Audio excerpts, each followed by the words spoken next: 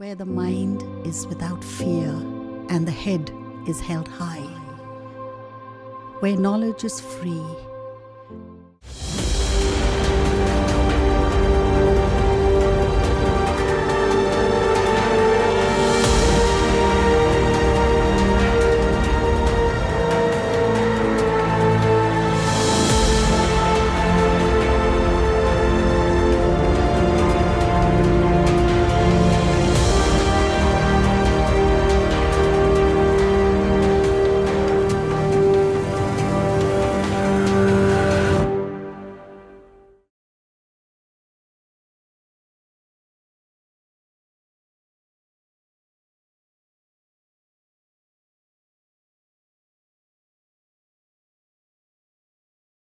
প্রিয় ছাত্রছাত্রীরা, আশা করি তোমরা ভালো আছো।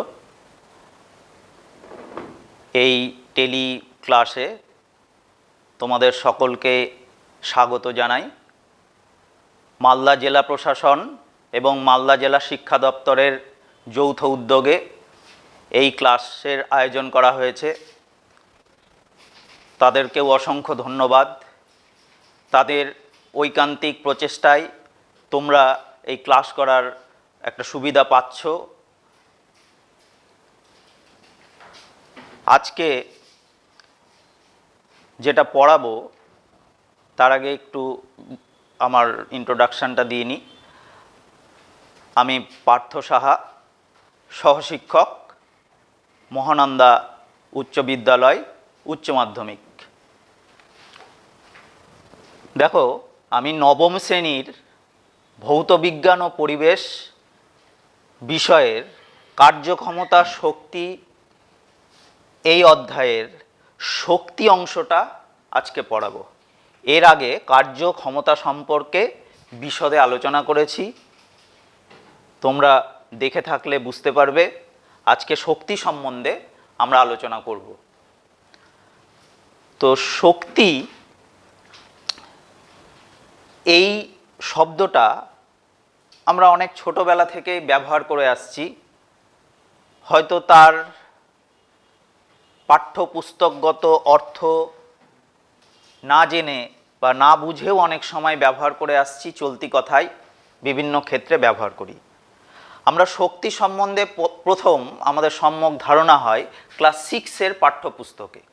ক্লাস 6-এর পাঠ্যপুস্তকে শক্তি সম্বন্ধে কিছুটা আলোচনা করা আছে। ক্লাস 9-এর এই চ্যাপ্টারে আমরা শক্তি সম্বন্ধে আরও বিশদে পড়াশোনা করব, আলোচনা করব, এবং যাতে আমাদের এই বিষয়ে ধারণা স্পষ্ট হয় সেটা সম্বন্ধে ওয়াকিবহাল থাকব। তো আমি প্রথমেই কিছু উদাহরণ দিচ্ছি। ধরো, একটা পেরেক একটা কাঠের ব্লকের উপরে আমি রাখলাম, রেখে হাতড়ু দিয়ে এরকমভাবে স্পর্শ করালাম। পেরেকটার কোনো পরিবর্তন হলো না, কিছুই হলো না। কিন্তু আমি যদি হাতুড়িটাকে উপর থেকে এনে হঠাৎ করে পেরেকের উপরে ফেলি, তাহলে দেখা গেল পেরেকটা কাঠের ব্লকের মধ্যে কিছুটা প্রবেশ করে গেল। তারপরে ধরো, ক্রিকেট খেলায় যে উইকেটগুলো আছে, ক্রিকেট বল নিয়ে উইকেটে স্পর্শ করানো হলো, উইকেটের কিছু হলো না। কিন্তু একটা বোলার যখন বল করছে, ব্যাটসম্যান বলটাকে মিস করে গেল, তখন বলটা যে উইকেটে লাগলো, উইকেটটা ছিটকে অনেক দূর চলে গেল। তারপরে ধরো যে আমরা ছোট সময়ে যে সমস্ত খেলনাপাতি নিয়ে খেলেছি, যে বাচ্চাদের খেলনা গাড়ি, সেখানে দেখা যেত গাড়িটা স্থির আছে, তাকে যদি আমি চাবি দিতাম, চাবি দেওয়ার একটা ব্যাপার থাকতো, চাবি দিলে সে কিন্তু চলতে শুরু করলো। কিন্তু অনন্তকাল ধরে চলবে না, কিছুক্ষণ চলার পরে আবার থেমে যাবে, আবার চাবি দিতে হবে, আবার চলবে। এখনকার ঘড়ি তো সব ইলেকট্রনিক ঘড়ি, ব্যাটারিতে চলে। কিন্তু আগেকার দিনে যে ঘড়ি থাকতো, কারো কারো বাড়িতে হয়তো এখনও থাকতে পারে, যে দম দিতে হতো, মানে চাবি দিতে হতো, সেখানেও একটা স্প্রিংয়ে ওই চাবিটাকে ঘুরিয়ে ঘুরিয়ে ঘুরিয়ে দিনে একবার দিতে হতো। তারপরে ঘড়িটা গোটা দিন 24 ঘন্টা চলতো, আবার পরের দিন ওই টাইমে মোটামুটি ওই টাইমে চাবি দিতে হতো। তাহলে এই ঘটনাগুলোতে দেখো যে আমরা একটা কোনো কাজ করছি, তার ফলে ওই বস্তুটার মধ্যে কাজ করার একটা সামর্থ্য তৈরি হচ্ছে। আগে আমাদেরকে বস্তুটার মধ্যে কিছুটা কাজ কোনো রকমে করতে হচ্ছে, যান্ত্রিক উপায়ে করতে হচ্ছে। মানে আমি যে বিষয়গুলো বললাম সেগুলোতে যান্ত্রিক উপায়, যান্ত্রিক মানে আমরা করছি, কাজ করছি ওর উপরে। ধরে নাও যে প্রথমে যে বললাম হাতুড়িটাকে উঠালাম, উঠিয়ে পেরেকের উপরে মারলাম, তাহলে একটা কাজ করছি। তখন এই যে হাতুড়িটাকে উঠালাম, তখন হাতুড়িটা একটা কাজ করার সামর্থ্য লাভ করলো। ক্রিকেট বল ছুঁড়ে মারা হলো, তখন বলটা কাজ করার সামর্থ্য লাভ করলো। গুলতিতে ঢিল নিয়ে টেনে তারপরে ছাড়া হলো, এই যে টানার সময় যে কাজ করলাম গুলতি, তখন সেটা কাজ করার সামর্থ্য লাভ করলো। তারপরে ধরে নাও যে তীর ধনুকের তীর মারার সময় যে ধনুকের ছিলাটাকে টেনে ধরা হয়, এখানে কাজ করলাম, ধনুক তারপরে তীরটা তারপরে কাজ করার সামর্থ্য লাভ করলো, মানে এগিয়ে গেল। তাহলে প্রতি ক্ষেত্রেই আমরা কাজ করলাম, তার ফলে ওই বস্তুটা কাজ করার একটা সামর্থ্য লাভ করছে। তাহলে আমরা পরিষ্কার বুঝতে পারছি যে শক্তিকে যদি সংজ্ঞা দিতে হয়, শক্তি যদি সংজ্ঞা দিতে হয়, তাহলে শক্তি কাকে বলে বলবো? শক্তি হলো কার্য করার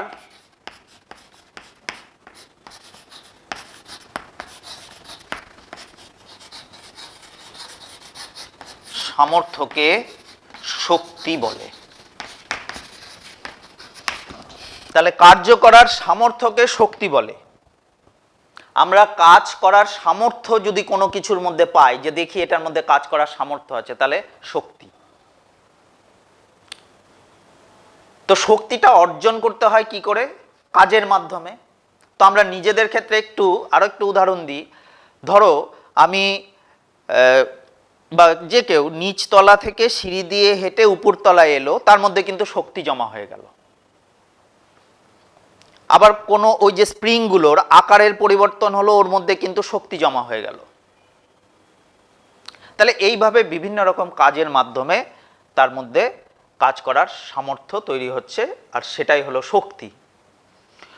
শক্তি যেহেতু কাজের ফলেই শক্তি পাচ্ছি, তাহলে শক্তি আর কার্যের গাণিতিক রূপ কিন্তু আলাদা নয়। শক্তি আর কার্যের, সেই জন্য শক্তি আর কার্যকে একই রাশি হিসাবে ধরা হয়, কিন্তু তাদের রূপটা আলাদা, তাদের প্রকাশভঙ্গি আলাদা। আমরা কিছু কাজ করলে, কোনো বলের বিরুদ্ধে যখন কাজ করা হয়, তখন শক্তি সেখানে জমা হয়। তাহলে শক্তি যেহেতু কার্য একটা স্কেলার রাশি, আগের দিন আমি বলেছি, সেই হিসাবে শক্তি একটি স্কেলার রাশি।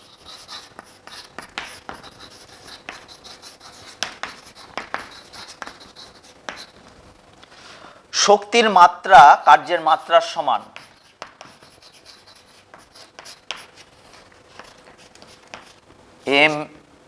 mL2T⁻²। কার্যের যা মাত্রা আর শক্তির মাত্রা একই। শক্তির একক তাহলে কি হবে? আমি কার্যের একক পড়ানোর সময় বলেছিলাম যে কার্যের এককটা আমরা যদি খুব ভালো করে পড়ে রাখি, তাহলে সেটা যেরকম কার্যের এককগুলো কার্যের জন্য লাগবে, ক্ষমতার ক্ষেত্রেও এর আগের ক্লাসে আমি বলেছি যে ক্ষমতা কে কার্যের একককে সেকেন্ড দিয়ে ভাগ করলেই ক্ষমতা পাওয়া যাবে। সেরকম শক্তির যে একক আর কার্যের একক একই। সেই জন্য আমি আর আলাদাভাবে শক্তির একক অত ডিটেলসে বলছি না, বলে দিচ্ছি যে শক্তির সিজিএস পদ্ধতিতে একক আর্গ,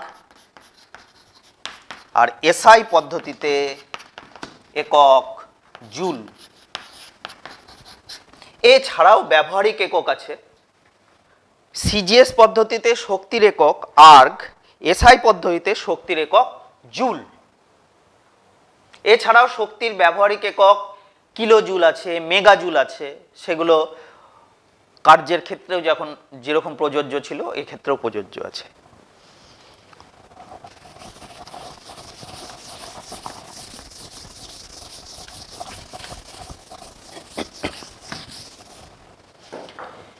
এবার আমরা শক্তির কিছু প্রকারভেদ, যেটা আমাদের এই নবম শ্রেণীর পাঠ্যক্রমের অন্তর্ভুক্ত আছে, সেটা নিয়ে আলোচনা করব। প্রথমেই বলি স্থিতিশক্তি, এটা নিয়ে আলোচনা করি। স্থিতিশক্তি আলোচনার ক্ষেত্রে প্রথমেই তোমরা সংজ্ঞায় চলে যাবে না, আগে কিছু উদাহরণ খোঁজার চেষ্টা করবে। উদাহরণগুলোতে কিভাবে ঘটনাগুলো ঘটছে সেটা খুব ভালো করে পর্যবেক্ষণ করবে। সেখান থেকে সংজ্ঞা দেখবে অনেকটাই নিজেরা তৈরি করতে পারছো। তারপরে বইয়েরটা 2-3 বার পড়ে নাও, দেখবে সংজ্ঞা একবারে তোমার অ্যাসিমিলেট হয়ে গেল, আত্মীকরণ হয়ে গেল সংজ্ঞা। তাহলে স্থিতিশক্তির ক্ষেত্রে উদাহরণ, যেরকম একটা বস্তুকে আমি উপরে তুললাম, এই চকটাই ধরো উপরে তুললাম, আমি যদি ফেলে দিই তাহলে দেখবো যে চকটা ভেঙে 2 টুকরা হয়ে গেছে, তাহলে কাজ করার সামর্থ্য লাভ করেছে। একটা চাবি দেওয়া খেলনা গাড়ি, চাবি দিলাম, ওই স্প্রিং এর পরিবর্তন, আকারের পরিবর্তন করলাম, ও তারপরে চলার শক্তি লাভ করলো। একটা বড় মাটির ঢেলা এইভাবে রাখা আছে, ওখানে কিছু ভাঙছে না, কিন্তু মাটির ঢেলাটাকে উপরে উঠিয়ে ছেড়ে দিলাম, নিচে যখন পড়ছে টুকরো টুকরো হয়ে যাচ্ছে, ও কাজ করার সামর্থ্য লাভ করছে। হাতুড়িটা পেরেকের গায়ে যখন সাধারণভাবে স্পর্শ করাচ্ছি, পেরেকের কোনো পরিবর্তন হচ্ছে না, উপরে তুলে আঘাত করছি, পেরেকটা কাঠের ব্লকে প্রবেশ করে যাচ্ছে। তাহলে এখানে দেখো, বস্তুর অবস্থান বা আকার আকৃতির পরিবর্তন যদি করা হয়, বস্তুর অবস্থানের পরিবর্তন কিংবা তার আকারের পরিবর্তন কিংবা তার আকৃতির পরিবর্তন যদি করা হয়, তাহলেই তার মধ্যে কাজ করার যে সামর্থ্য জন্মায় বা সেই বস্তু বা সংস্থা কাজ করার যে সামর্থ্য লাভ করে, তাকে বলে স্থিতিশক্তি। তাহলে আশা করি স্থিতিশক্তি সম্বন্ধে তোমাদের ধারণা পরিষ্কার হলো। এবার স্থিতিশক্তির আমরা মূলত দুরকম এখানে আলোচনা করছি, আরো অন্যান্য থাকতে পারে। আমাদের পাঠ্যক্রমের অন্তর্গত এই দুটো নিয়ে আলোচনায় আমরা আসছি। অভিকর্ষজ স্থিতিশক্তি, এটা কিরকম? অভিকর্ষজ বলের বিরুদ্ধে কাজ করার ফলে কোনো বস্তুতে যে শক্তি জন্মায়, মানে কাজ করার যে সামর্থ্য লাভ করে বস্তুটা, সেটা হলো অভিকর্ষজ স্থিতিশক্তি। অভিকর্ষজ বলের বিরুদ্ধে কাজ করা মানে কি? এর আগের ক্লাসেই আমি বলেছিলাম, যেদিন কার্য পড়াই, যে বলের বিরুদ্ধে কার্য। তো অভিকর্ষজ বলের বিরুদ্ধে কার্য, যেরকম একটা ঢিলকে আমি উপর দিকে ছুড়লাম, তাহলে অভিকর্ষজ বলের বিরুদ্ধে কাজ করলাম।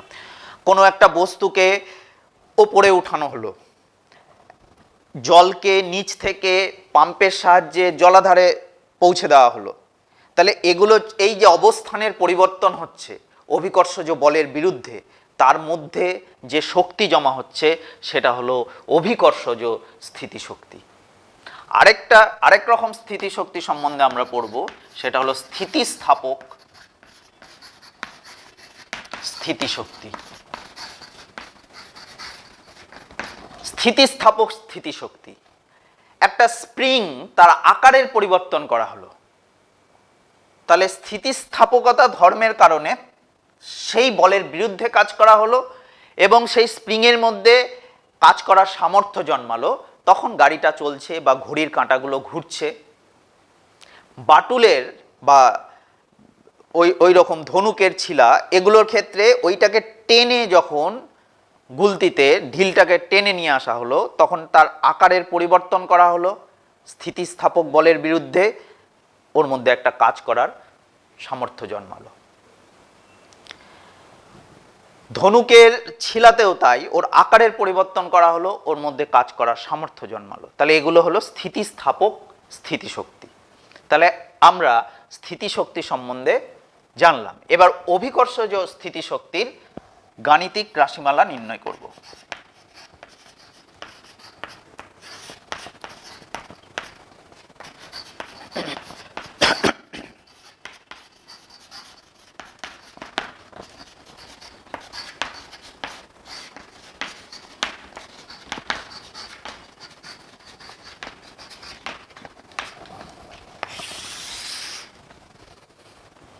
দেখো এবার এম ভরের ধরি,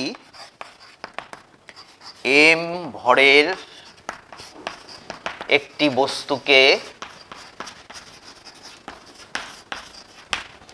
অভিকর্ষজ বলের বিরুদ্ধে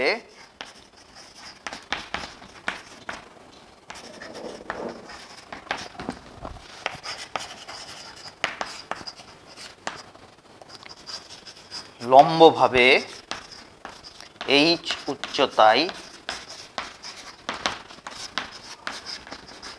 তোলা হলো। তাহলে এখানে বল কত? এম ইন্টু জি অভিকর্ষজ ত্বরণ, জি হলো অভিকর্ষজ ত্বরণ, অভিকর্ষজ ত্বরণ। তাহলে এবার সরণ কত হয়েছে? সরণ মানে এখানে কিন্তু উচ্চতা এইচ। তাহলে এই যে কৃতকার্য, এম ভরের বস্তুকে এইচ উচ্চতায় তুলতে যে কৃতকার্য, সেটাই হলো এক্ষেত্রে স্থিতিশক্তি। তাহলে স্থিতিশক্তি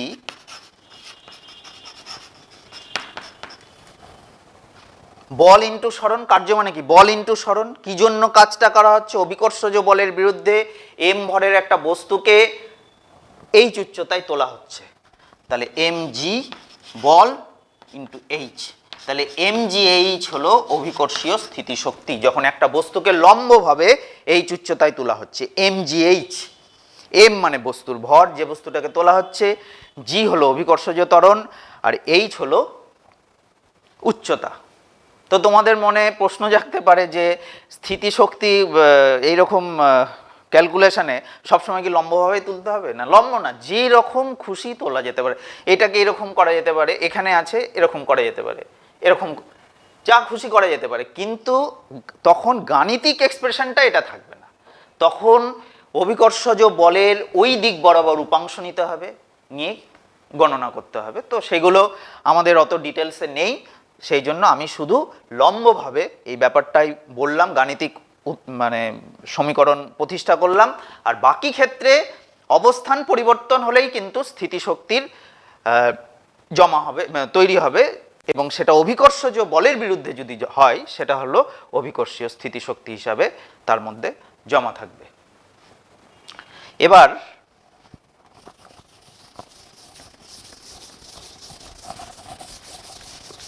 তোমাদের মনে প্রশ্ন জাগতে পারে, স্থিতিশক্তি ধনাত্মক না ঋণাত্মক না কি? দেখো, স্থিতিশক্তি একটা রেফারেন্স ফ্রেমের জন্য নির্ভর করে। রেফারেন্স ফ্রেম এখানে খুব গুরুত্বপূর্ণ, মানে নির্দেশ তল, নির্দেশ তন্ত্র। ধরো এই উচ্চতাটাকে আমি ধরলাম এইচ ইকুয়ালস টু 0, মানে এটা বেস লেভেল, ভূমি। এবার একটা বস্তুকে কেউ ধরা যাক এখানে এইচ উচ্চতায় তুলল, যেখানে এইচ এর মান এইচ, বস্তুটাকে এইখানে তোলা হলো এম ভরের বস্তুকে। তখন তার স্থিতিশক্তি, আমি এখন স্থিতিশক্তি লিখলে ইপি লিখছি, পোটেনশিয়াল এনার্জি সংক্ষেপে, ইপি এমজিএইচ। এটা কিন্তু ধনাত্মক হয়ে গেল, কারণ এর থেকে উপরের দিকে তোলা হলো, মানে ধনাত্মক। এখন যদি বলা হয় যে এইটা হলো নির্দেশতন্ত্র, এখানে দাঁড়িয়ে কেউ বলছে যে এইখানে একটা বস্তু আছে ঠিক এইচ উচ্চতার নিচে, যাকে মাইনাস চিহ্ন দিয়ে বোঝেন, মাইনাস এইচ নিচে, মানে এইচ একক নিচে আছে বস্তুটা, তাহলে তার স্থিতিশক্তি কি হবে? তখন EP equals to minus MGH. তাহলে দেখো এখানে, তাহলে স্থিতিশক্তি কিন্তু ধনাত্মকও হতে পারে, ঋণাত্মকও হতে পারে, 0 হতে পারে কখন? যে রেফারেন্স লেভেলে বা যে নির্দেশ তলে আমরা সাপেক্ষে মাপছি, যদি সেই নির্দেশ তলে বস্তুটা থেকে থাকে, তাহলে তার, যদি বস্তুটা এখানে থেকে থাকে, তার স্থিতিশক্তি ইপি ইকুয়ালস টু 0। এবার বস্তুটাকে আমি এইচ উচ্চতায় তুললাম, এইচ উচ্চতায় এর সাপেক্ষে ধনাত্মক, সেই জন্য ধনাত্মক হয়ে গেল স্থিতিশক্তি। আমি এইচ গভীরতায় বস্তুটাকে নামালাম, তখন এইচ গভীরতা এর সাপেক্ষে ঋণাত্মক, তখন হয়ে গেল ঋণাত্মক স্থিতিশক্তি। তাহলে স্থিতিশক্তি ধনাত্মক ঋণাত্মক উভয়ই হতে পারে।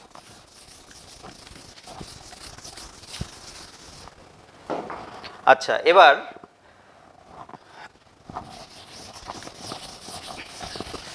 গতিশক্তিতে চলে আসি। গতিশক্তি আর শক্তির একক কিন্তু যে কোনো রকম শক্তি হোক তার একক যা আগে বললাম একই থাকবে, আর্গ সিজিএস পদ্ধতিতে, এসআই পদ্ধতিতে জুল। গতিশক্তি যেরকম একটা পেরেকের উপরে হাতুড়ির যে গল্পটা উদাহরণটা আগে দিয়েছিলাম, সেখানে কিন্তু হাতুড়িতে গতি সঞ্চার হচ্ছে বলেই পেরেকটা ব্লকে প্রবেশ করতে পারছে। আবার ধরে নাও যে ক্রিকেট খেলায় বোলার বল ছুটছে, তখন ব্যাটসম্যান বলটাকে যদি মারতে না পারলো, এবার উইকেটে পড়ে উইকেটটা ছিটকে চলে গেল, এখানে কিন্তু বলটা গতি ফলে বলটার মধ্যে যে কাজ করার সামর্থ্য তৈরি হয়েছে সেটা ফলে কিন্তু উইকেটটা ছিটকে চলে গেছে। আমি যদি এই চকটাকে এরকমভাবে মেঝেতে স্পর্শ করাই তাহলে কিন্তু চকটা ভাঙবে না, কিন্তু আমি যদি এইভাবে ফেলে দিই মেঝেতে তাহলে কিন্তু ভেঙে যাবে। চকটা যখনই গতি লাভ করছে তখনই কিন্তু তার মধ্যে কাজ করার সামর্থ্য তৈরি হচ্ছে। তাহলে এখানে বুঝতেই পারলে তাহলে সংজ্ঞা আমরা কিভাবে দেব? কোনো গতিশীল বস্তু তার গতি অবস্থার জন্য কাজ করার যে সামর্থ্য লাভ করে তাকে বলে গতিশক্তি। কোনো গতিশীল বস্তু তার গতি অবস্থার জন্য যে কাজ করার সামর্থ্য লাভ করে তাকে বলা হয় গতিশক্তি। তাহলে এবার গতিশক্তির রাশিমালা কি হবে? গতিশক্তির রাশিমালা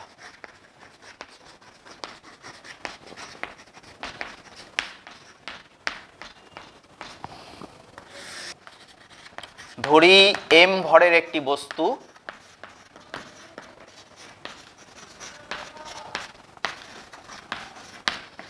ভি বেগে গতিশীল। মনে রাখবে, একটা কোনো বস্তুর গতিশক্তির পরিমাপ করতে গেলে বস্তুটাকে থামাতে গিয়ে যে ওর গতির বিরুদ্ধে যে কার্য করতে হয় সেইটাই হলো গতিশক্তি। একটা বস্তু গতিশীল আছে, তার গতিশক্তির পরিমাপ করব কি করে? বস্তুটাকে থামানোর জন্য বস্তুর গতির বিরুদ্ধে যে বলটা কাজ করে সেই বলের দ্বারা যে কৃতকার্য, সেই কৃতকার্যটাই হবে বস্তুর গতিশক্তি। সেটাই আমরা এখানে গাণিতিকভাবে দেখব। এম ভরের একটি বস্তু ভি বেগে গতিশীল, বস্তুর গতির বিরুদ্ধে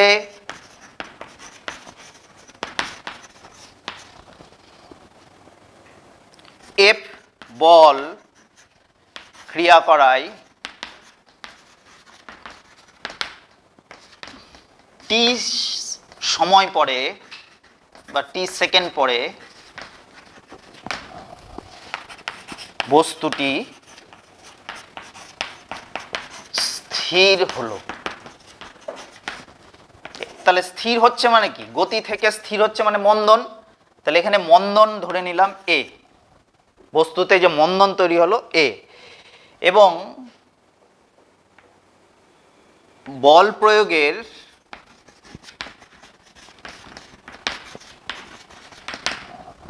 পরে এস দূরত্ব অতিক্রম করে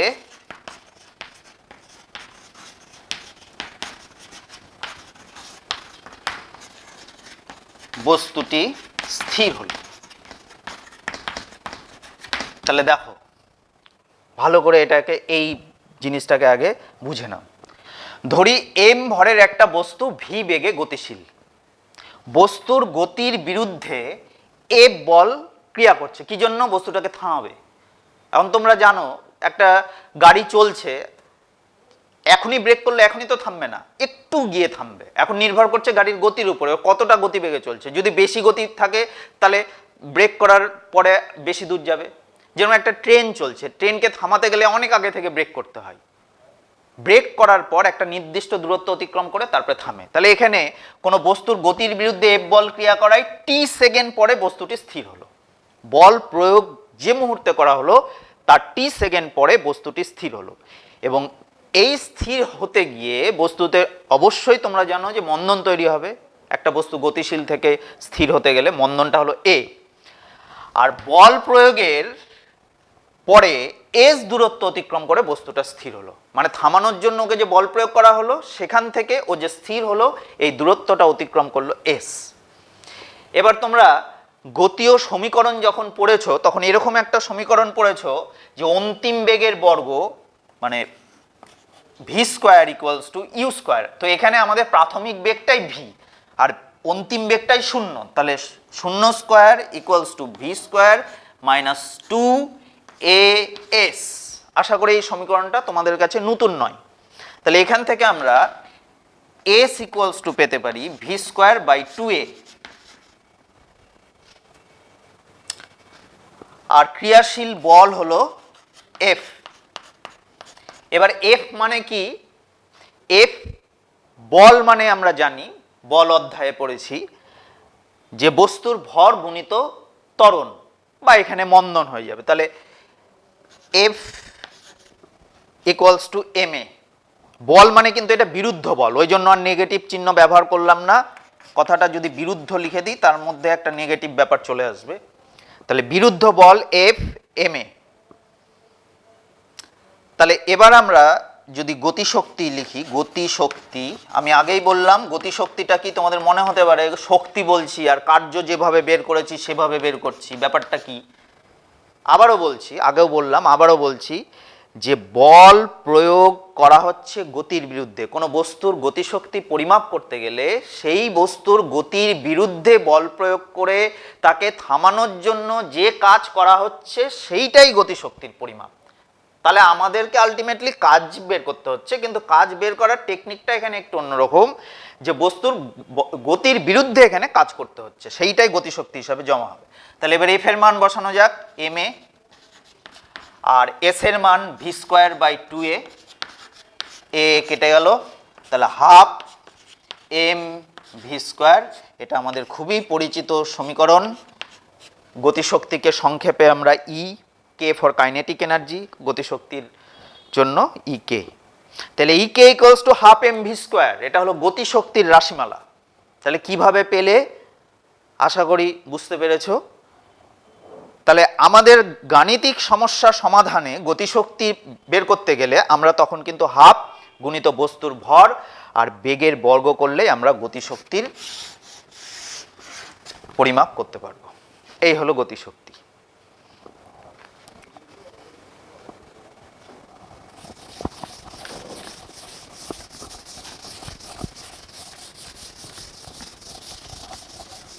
আচ্ছা, তোমরা একটা জিনিস খেয়াল করলে এখানে যে আমরা স্থিতিশক্তি পড়লাম, গতিশক্তি পড়লাম। এবার একটু আরেকটা শক্তি সম্বন্ধে বলি, যান্ত্রিক শক্তি। এই যে স্থিতিশক্তি গতিশক্তির যে সম্মিলিত রূপ, এইটাকে বলা হয় যান্ত্রিক শক্তি।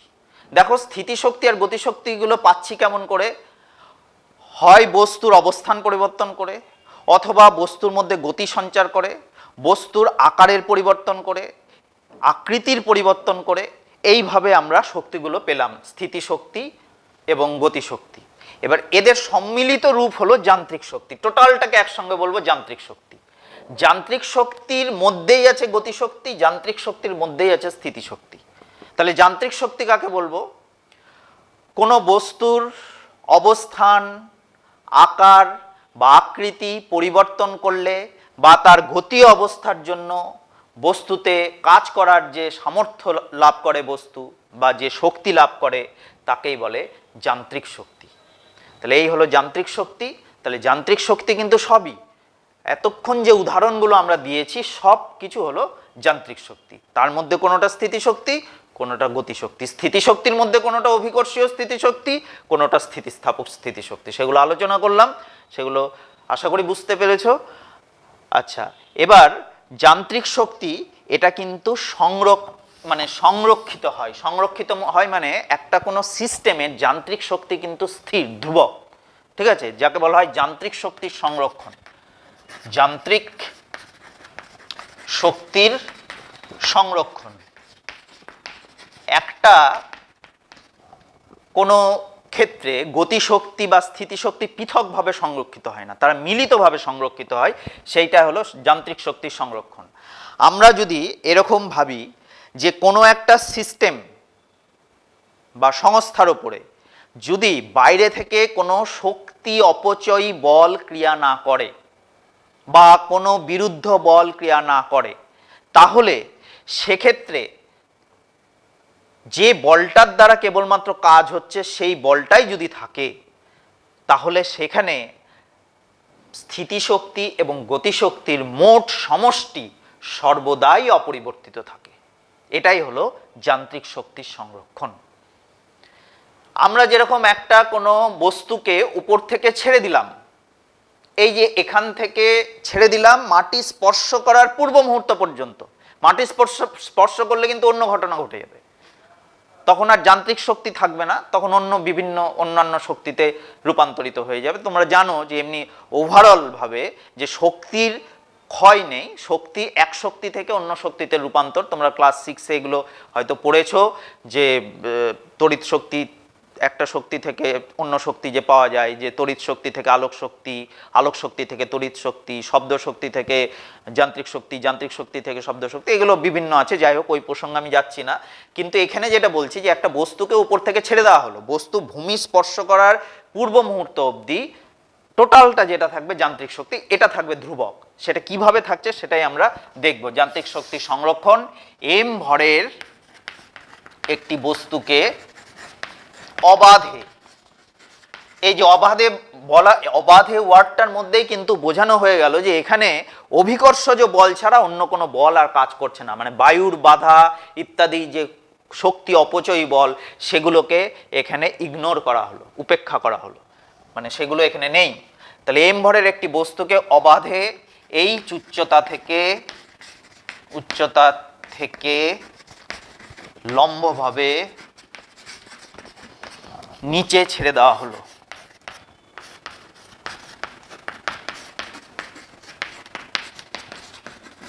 জাস্ট এরকম ছেড়ে দিলাম, কোনো বল প্রয়োগ করলাম না আমি, আমার হাতে এই যে চকটা দেখছো আটকে আছে, এটাকে ছেড়ে দিলাম এরকম। তো এই বস্তুটা ধরো ছাড়ার মুহূর্তে এ অবস্থানে আছে, m ভরের বস্তু ছাড়ার মুহূর্তে এ অবস্থানে আছে, আর এইটা হলো ভূমি স্পর্শ করার মুহূর্ত, ভূমি স্পর্শ করার পূর্ব মুহূর্ত c। আর এদের মাঝামাঝি একটা অবস্থান চিন্তা করি, এটা হলো c, ভূমি স্পর্শ করার জাস্ট পূর্ব মুহূর্ত। আর এদের মাঝামাঝি একটা অবস্থান চিন্তা করি b, এবং এইটার ডিস্টেন্সটা ধরে নিই x, m ভরের বস্তু আছে এখানে। তাহলে এবার আমরা কিছু গাণিতিক বিশ্লেষণের মাধ্যমে আমরা দেখছি কি ঘটনা ঘটে। দেখো, এ বিন্দুতে বস্তুর বেগ 0, এখানে কিন্তু বস্তুর বেগ নেই, কিছু বেগ 0। এইখানে বেগ একটা ধরে নিলাম v1, আর এইখানে বেগ হলো v, কারণ বস্তুটা আমার হাতেই আটকে আছে, তাহলে বেগ থাকবে না। তাহলে বেগ নেই সেহেতু kinetic energy half m v square, বেগের মান 0, তাহলে কত হলো 0। এবার পোটেনশিয়াল এনার্জি মানে স্থিতিশক্তি, এখানে কি হচ্ছে, বস্তুটা কত উচ্চতায় আছে। স্থিতিশক্তির ক্ষেত্রে কিন্তু উচ্চতা খুব গুরুত্বপূর্ণ, কারণ উচ্চতার উপরে স্থিতিশক্তি টোটালটা নির্ভর করে। তাহলে h উচ্চতায় আছে, এই টোটাল ডিস্টেন্সটা হলো h, টোটাল ডিস্টেন্সটা হলো h, তাহলে এর স্থিতিশক্তি হলো mgh। তাহলে এখানে টোটাল যান্ত্রিক শক্তি, এই কাইনেটিক এনার্জি এবং পোটেনশিয়াল এনার্জির যোগফল, এটা হলো এ বিন্দুতে যান্ত্রিক শক্তি, এই যোগফলটা হলো mgh, 0 প্লাস mgh। তাহলে এই বিন্দুতে আমরা শক্তি কত পেলাম, mgh, এবং টোটালটাই স্থিতিশক্তি, কোনোরূপ গতিশক্তি নেই। এবার বি বিন্দুতে চলে আসি। বি বিন্দুতে যেহেতু v1 বেগ লাভ করেছে, তাহলে আগে বেগটা বের করতে হবে।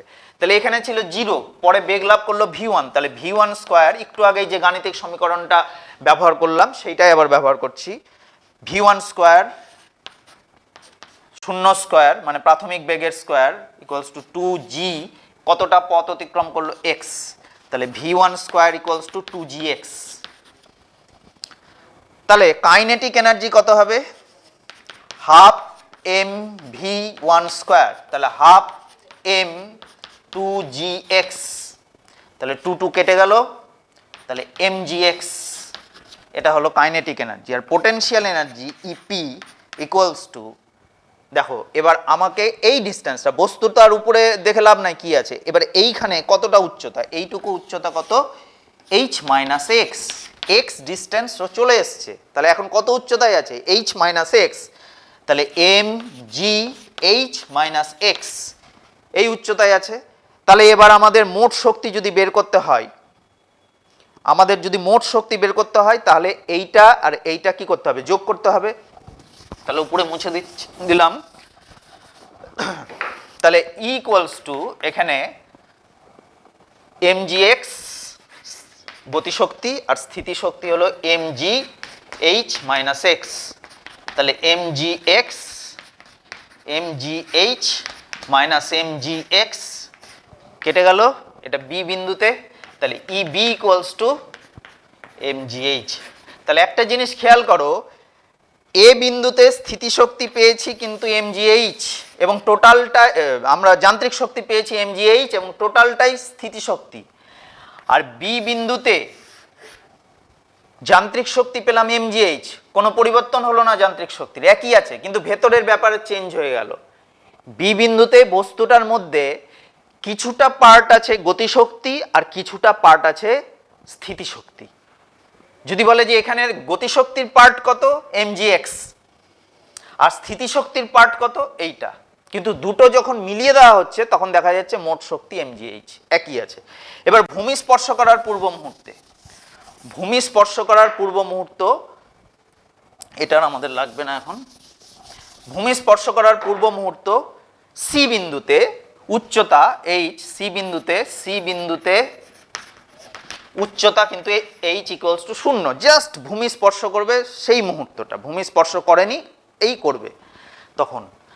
তাহলে এখানে বেগ v যদি ধরা হয় তাহলে v square equals to 0 plus 2gh, কতটা দূরত্ব চলে এসছে h, তাহলে v square equals to 2gh। তাহলে এখানে স্থিতিশক্তি গতিশক্তি E K kinetic energy half m v square equals to half m 2gh, তাহলে mgh। আর স্থিতিশক্তি পোটেনশিয়াল এনার্জি কিন্তু 0, কারণ mg ইন্টু h এর মান 0, তাহলে 0। তাহলে এখানে গতিশক্তির মানই হয়ে গেল mgh, স্থিতিশক্তি নাই। ভূমি স্পর্শ করার পূর্ব মুহূর্তে বস্তুটার মধ্যে কোনো রূপ স্থিতিশক্তি নেই কারণ উচ্চতা 0। তাহলে এখানে সি বিন্দুতে যান্ত্রিক শক্তি ইকুয়ালস টু mgh। তাহলে তোমরা একটা জিনিস খেয়াল করো যে গোটা এই যে ক্যালকুলেশনটা করলাম প্রথম থেকে, যেরকম এর মুছে দিয়েছি, কিন্তু এ বিন্দুতেও আমরা দেখেছি যে মোট যান্ত্রিক শক্তি কিন্তু mgh ছিল। তাহলে এ বিন্দুতেও যান্ত্রিক শক্তি mgh, বি বিন্দুতেও যান্ত্রিক শক্তি mgh, সি বিন্দুতেও যান্ত্রিক শক্তি mgh। তাহলে আমরা এই যে অবাধে পতনশীল বস্তুর ক্ষেত্রে দেখলাম যে কোনো বিন্দুতে যান্ত্রিক শক্তি কিন্তু mgh থাকছে, কিন্তু এই mgh এর প্রকারভেদটা আলাদা, কোন সময়ে কি থাকছে সেইটা আমাদের পর্যবেক্ষণের ব্যাপার আছে। যেরকম এ বিন্দুতে বস্তুটা ছাড়ার মুহূর্তে সমস্তটাই যান্ত্রিক শক্তি, সমস্ত যান্ত্রিক শক্তিটাই স্থিতিশক্তি। মাঝামাঝি যে কোনো বিন্দুতে যত নিচের দিকে নামতে থাকবে আস্তে আস্তে কি হবে, স্থিতিশক্তি কমবে, গতিশক্তি বাড়বে। ভূমি স্পর্শ করার পূর্ব মুহূর্তে সমগ্রটাই গতিশক্তি। এবার যদি উল্টো দিকে ভাবো, একটা চক বা কোনো ঢিলকে উপর দিকে ছুড়ে দেওয়া হলো, তাহলে তুমি যখন উপর দিকে ছুড়ে দিলে তখন আস্তে আস্তে ওর গতিশক্তি কমবে, স্থিতিশক্তি বাড়বে। একবারে শীর্ষবিন্দু যেখানে ওর বেগ 0 হয়ে যাচ্ছে, শীর্ষবিন্দুতে সর্বোচ্চ উচ্চতায় বেগ 0, তখন সমগ্রটাই ওর স্থিতিশক্তি। আবার যখন নামতে থাকবে স্থিতিশক্তি কমতে থাকবে, গতিশক্তি বাড়তে থাকবে। আশা করি এইটা সম্বন্ধে তোমাদের ধারণা পরিষ্কার হয়ে গেল। আচ্ছা,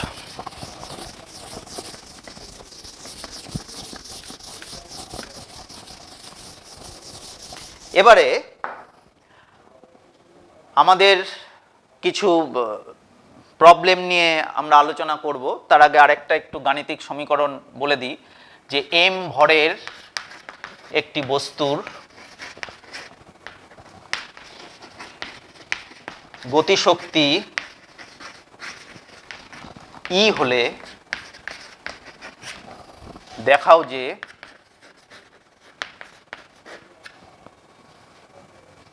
তার ভরবেগ পি ইকুয়ালস টু √2me।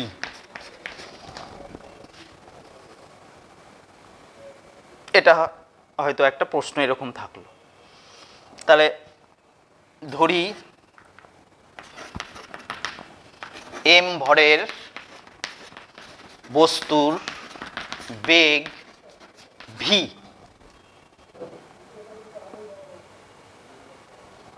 গতিশক্তি ইকুয়ালস টু, গতিশক্তি ধরলাম কেন এখানে, কারণ গতিশক্তি দেওয়াই আছে প্রশ্নে ই, 12 mv²। এবার ভরবেগ পি মানে আমরা জানি ভর ইন্টু বেগ, তাহলে এবার ইকুয়ালস টু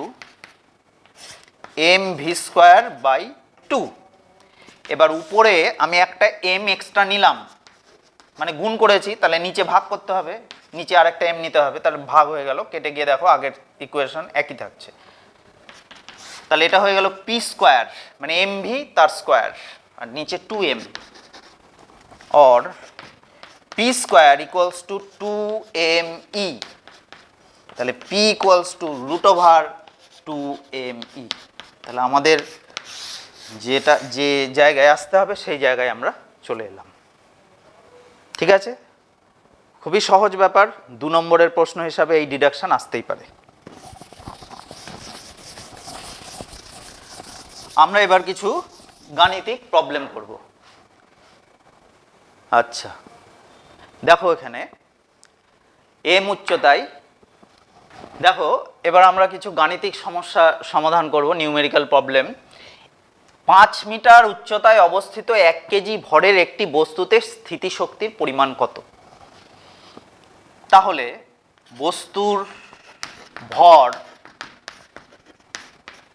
1 কেজি,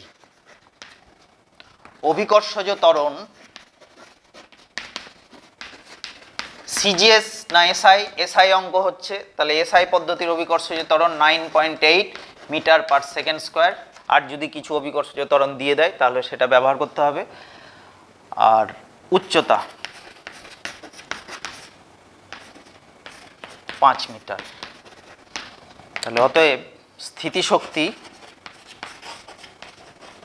আমরা স্থিতিশক্তির রাশিমালা জানি mgh, m হলো 1 কেজি, g 9.8 ইন্টু 5, একক হলো জুল।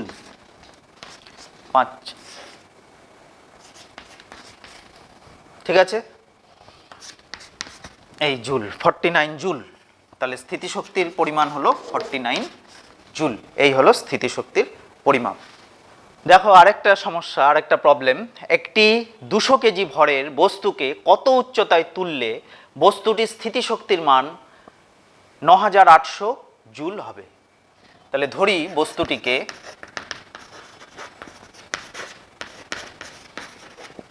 h মিটার উচ্চতায় তুলতে হবে।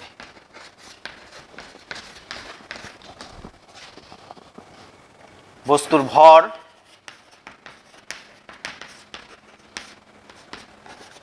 দুশো কেজি, অভিকর্ষজ ত্বরণ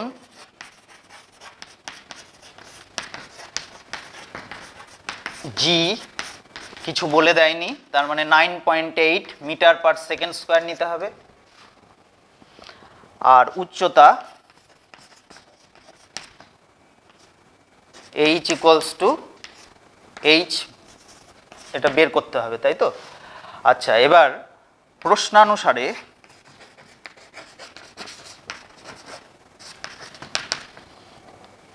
mgh equals to 9800, 200 into 9.8 into h 9800, or h equals to 9800 by 200 9.8। এখানে একটা শূন্য নিলাম, দশমিক উঠে গেল, দুটো শূন্য কেটে গেল, 10 5। তাহলে 5 মিটার উচ্চতায় বস্তুটাকে তুলতে হবে। এই হলো এইটার উত্তর। ঠিক আছে, দেখো আরেকটা প্রবলেম। একটি বস্তুর ভর 20 গ্রাম, বেগ 10 মিটার পার সেকেন্ড, অপর একটি বস্তুর ভর 40 গ্রাম, বেগ 5 মিটার পার সেকেন্ড, বস্তুদ্বয়ের গতিশক্তির তুলনা করো। তাহলে এখানে প্রথম বস্তুর গতিশক্তি E1 equals to half M. এখানে একটা জিনিস খেয়াল করো, এটা সিজিএসএ আছে, এটা এসআই আছে, কিন্তু এখানে এককগুলোকে চেঞ্জ না করলেও হবে যেহেতু অনুপাত, কারণ এটাও আবার সিজিএসএ আছে। তো আমি সাধারণ নিয়মেই করছি, তোমরা চেঞ্জ না করলেও এখানে অঙ্কটায় কোনো অসুবিধা হবে না, কিন্তু একটা যদি বের করতে বলতো তাহলে কিন্তু একই পদ্ধতিতে নিয়ে আসতে হতো। সেইটা বোঝার জন্য আমি ওই রকমভাবেই অঙ্কটা করছি। গ্রাম আছে, কেজি করতে গেলে 1000 দিয়ে ভাগ, ইন্টু বেগের স্কোয়ার, এত জুল। দ্বিতীয় বস্তুর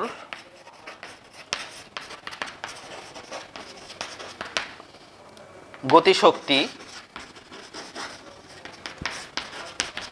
E2 হাফ 40/1000 ইন্টু 5 তার স্কোয়ার জুল। এবার এই দুটো তুলনা করতে বলেছে, গতিশক্তি দ্বয়ের তুলনা। তাহলে হাফ 20/100, বর্গটাকে আমি ভেঙে লিখছি তাহলে সুবিধা হবে ক্যালকুলেশনের।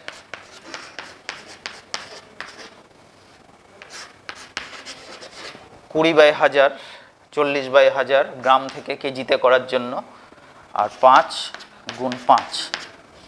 তাহলে এইটার সঙ্গে এটা কেটে গেল, এটা কেটে গেল, 5 2 2 2 2 কেটে 4 কেটে গেল, তাহলে 2/1। যাই হোক, এগুলো তোমরা গাণিতিক যে কাটাকাটি করলাম, মানে অ্যাকচুয়ালি ভাগ গুণ, সেগুলো তোমরা নিজেদের মতো করে নেবে, কোনো অসুবিধা নেই। তাহলে E1 is to E2, 2:1, এই হলো এদের অনুপাত। দেখো 100 গ্রাম ভরের একটি বুলেটকে 300 মিটার পার সেকেন্ড বেগে একটি বন্দুক থেকে ছোড়া হলে বুলেটটির গতিশক্তি কত?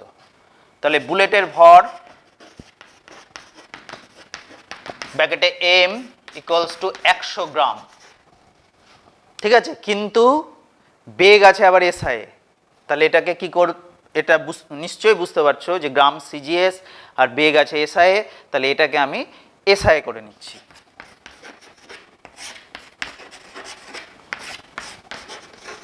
এত কেজি। বেগ 300 মিটার পার সেকেন্ড, তাহলে বুলেটের গতিশক্তি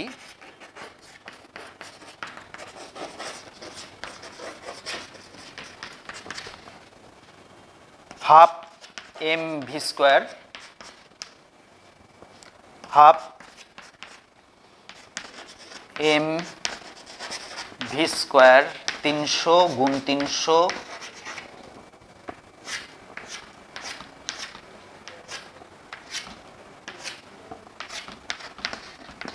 3 15 45 আর দুটো শূন্য, এত জুল। এই হলো বুলেটের গতিশক্তি 4500 জুল। আশা করি কোনো অসুবিধা হয়নি। Half mv square, half m এর মানে গোটাটাই বসিয়ে দিলাম, আমি কাটাকাটিগুলো একবারে করতে চাইছি, তাহলে ভুল হওয়ার সম্ভাবনা কম থাকে। 300 এটা এরমভাবে লিখলাম, অ্যাকচুয়ালি ভি স্কোয়ার 300 দুবার আছে ওই জন্য কেটে এবার ক্যালকুলেশন করে। এগুলো তোমরা নিজেদের মতো এরকমই করতে হবে তার কোনো ব্যাপার নেই, নিজেদের মতো বুঝে করতে পারো, কোনো সমস্যা নেই। আচ্ছা, প্রথমে একটা কথা বলে দিই, এর আগে আমি বলতে ভুলে গেছি, গতিশক্তিটা যখন পড়াই, গতিশক্তি স্থিতিশক্তি যেন বললাম ধনাত্মক হতে পারে ঋণাত্মক হতে পারে, সেটা নিয়ে আলোচনা করেছিলাম, কিন্তু গতিশক্তির বেলায় ঋণাত্মক হওয়ার কোনো প্রশ্ন নেই, কারণ গতিশক্তির রাশিমালাটা একটু খেয়াল করো। এ হাফ mv স্কোয়ার, এম ভর কখনোই ঋণাত্মক হতে পারবে না, ভি যদিও বা ঋণাত্মক হয় তার বর্গ আছে, তাহলে বর্গ কোনো সংখ্যার বর্গ সবসময় ধনাত্মক, অতএব গতিশক্তি সর্বদাই ধনাত্মক হবে। আচ্ছা, আমরা এবার এই সমস্যাটায় আসি। 100 গ্রাম ভরের একটি গতিশীল বস্তুর রৈখিক ভরবেগ 1000 গ্রাম সেমি পার সেকেন্ড, বস্তুটির গতিশক্তি কত? আমি একটা কিছুক্ষণ আগে গাণিতিক উদাহরণ করিয়েছি, মানে ডিডাকশন করিয়েছি একটা, যে পি ভরবেগ, বস্তুর ভরবেগ, আচ্ছা একটু লিখে নিই, ধরি এম ভরের বস্তুর গতিশক্তি ই এবং ভরবেগ পি, তাহলে আমরা জানি পি ইকুয়ালস টু √2m_e। এটা কিছুক্ষণ আগে আলোচনা করলাম। এবার উভয় দিকে বর্গ করো, তাহলে E ইকুয়ালস টু p²/2m। এবার p², পি ভরবেগ হাজার হাজার, আর 2 আর m মানে 100, তাহলে 5000 আর্গ।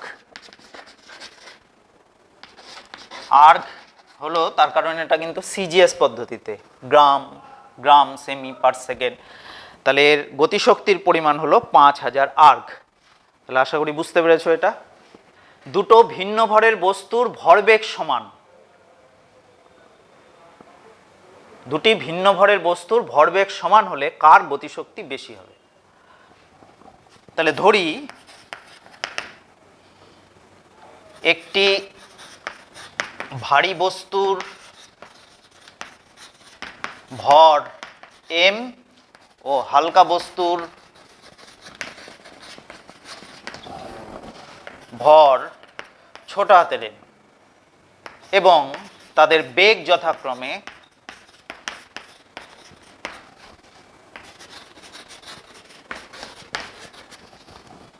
ক্যাপিটাল ভি ও স্মল ভি। ভারী বস্তুর ক্যাপিটাল ভি আর হালকা বস্তুর স্মল ভি। এবার ভরবেগ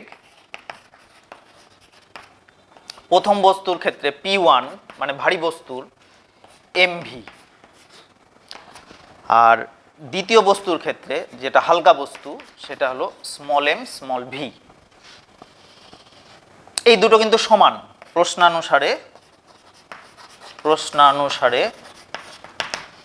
mv ইকুয়ালস টু mv।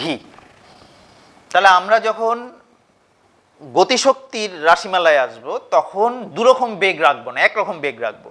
সেজন্য একটা বেগকে এলিমিনেট করে দেবো, মানে সরিয়ে দিব, একটা বেগের পরিবর্তে অন্য বেগের মাধ্যমে সেটাকে রিপ্লেস করব।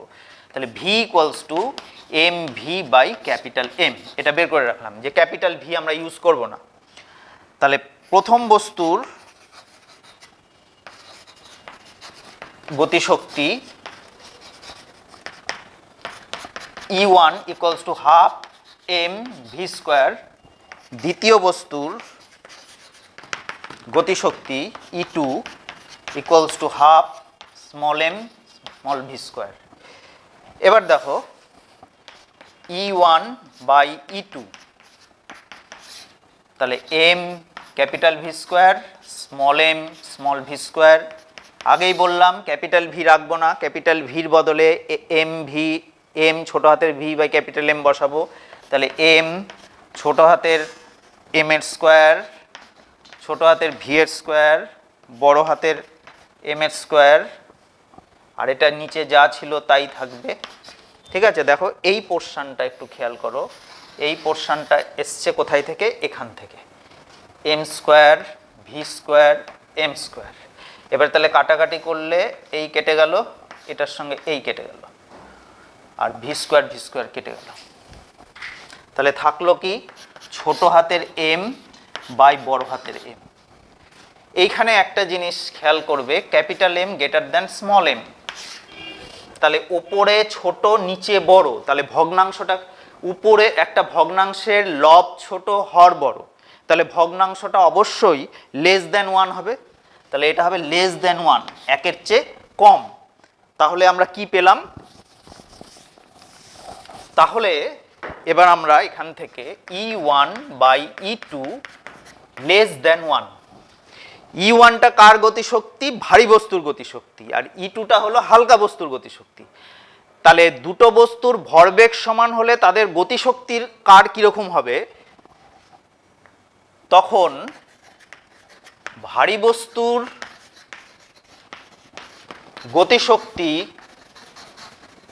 গতিশক্তির মান হালকা বস্তুর তুলনায় কম হবে, হালকা বস্তুর তুলনায়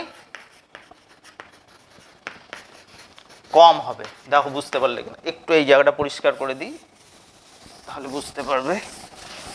তাহলে আমরা কি সিদ্ধান্তে উপনীত হলাম যে দুটো বস্তুর ভরবেগ যদি সমান হয় তাহলে তাদের গতিশক্তি কিরকম হবে, যার যে বস্তুর ভর বেশি মানে ভারী বস্তু, সেই ভারী বস্তুর গতিশক্তির মান হালকা বস্তুর গতিশক্তির তুলনায় কম হবে, মানে হালকা বস্তুর গতিশক্তি বেশি হবে, ভারী বস্তুর গতিশক্তি কম হবে।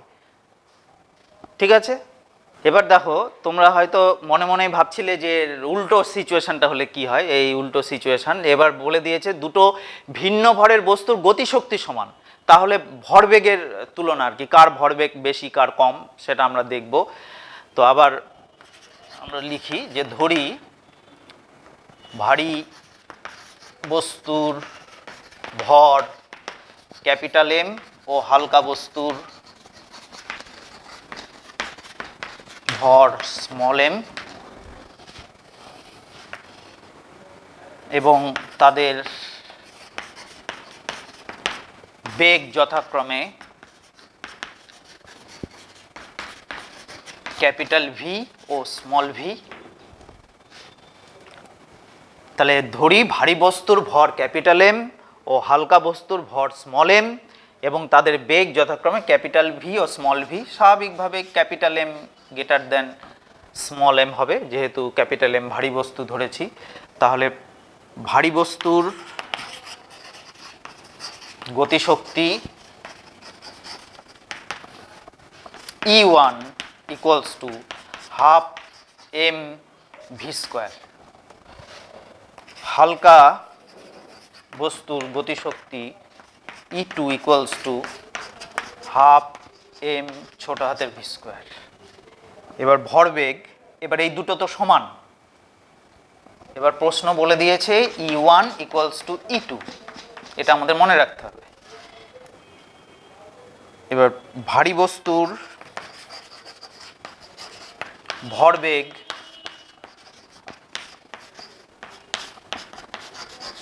mv, হালকা বস্তুর ভরবেগ, ঠিক আছে। তাহলে ভারী বস্তুর ভরবেগ mv, হালকা বস্তুর ভরবেগ ছোট হাতের mv।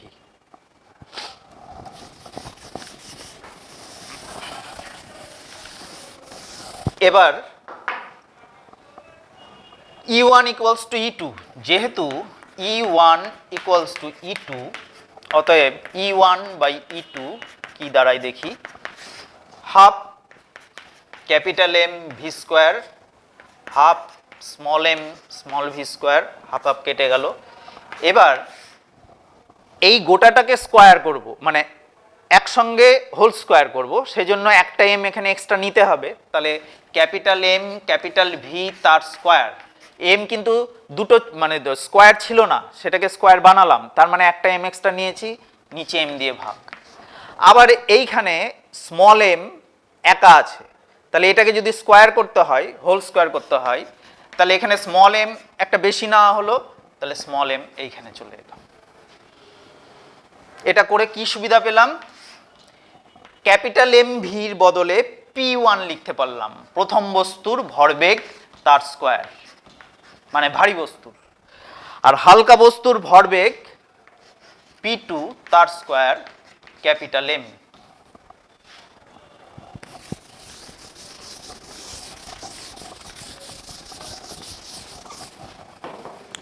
আর এটা তো 1, কারণ দুটো সমান, P1 square by P2 square small M by capital M, অতএব P1 square by P2 square equals to capital M by small M.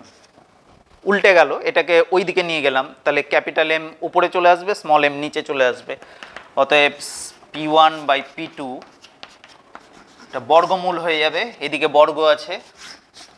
তাহলে এটা যেহেতু capital M greater than small M, তাহলে এটা গ্রেটার দেন 1 হলো। তাহলে আমরা P1 বাই P2 রেশিওটা কি পেলাম, গ্রেটার দেন 1। P1টা কার জন্য? ভারী বস্তুর জন্য। P2 হালকা বস্তুর জন্য।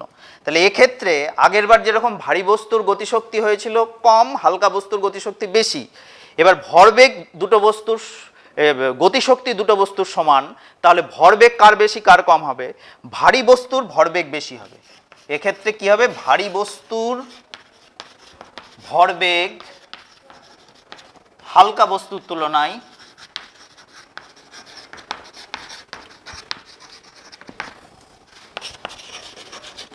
ভারী বস্তুর ভরবেগ হালকা বস্তুর তুলনায় বেশি। ভারী বস্তুর ভরবেগ হালকা বস্তুর তুলনায় বেশি।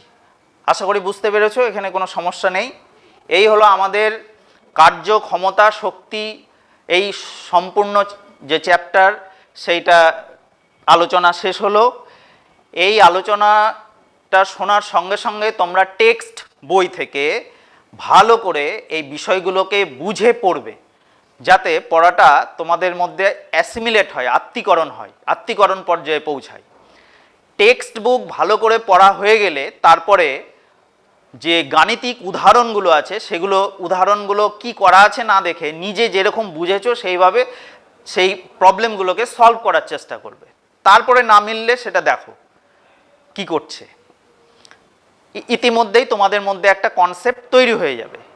তারপরে তোমরা যে বই ফলো করো না কেন, বা কারো কারো কাছে একাধিক বই থাকতে পারে, কারো কারো কাছে কোশ্চেন ব্যাংক থাকতে পারে, যাই হোক সেই অনুযায়ী তোমরা প্রশ্ন উত্তরে চলে যাবে। সেই প্রশ্ন উত্তরগুলো সমাধান করবে। প্রশ্ন উত্তর সমাধান করতে গিয়ে দেখবে তোমাদের বিভিন্ন রকমের খুঁটিনাটি যে সমস্ত কনসেপশনের গ্যাপ থেকে যাচ্ছে সেই গ্যাপটা পূরণ হয়ে যাবে এবং একটা সুন্দরভাবে প্রস্তুতি হয়ে যাবে এই চ্যাপ্টার সম্বন্ধে।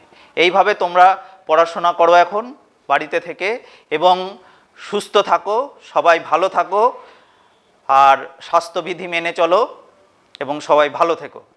ধন্যবাদ।